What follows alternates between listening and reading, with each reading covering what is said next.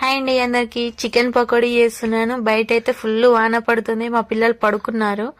వాళ్ళు లేసేలోపు చికెన్ పకోడీ చేసి పెడదామని చెప్పేసి చేస్తున్నాను. చికెన్ పకోడీ చేయడం చాలా ఈజీ.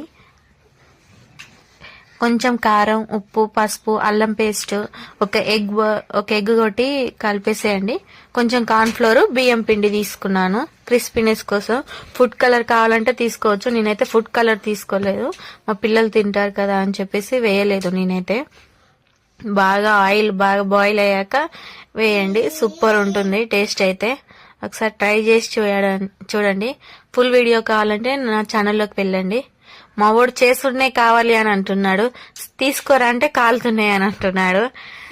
మా పిల్లలకైతే చాలా ఇష్టం పకోడీ అంటే. చికెన్ పకోడీ అంటే మెయిన్ గా.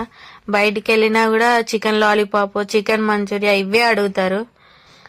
First time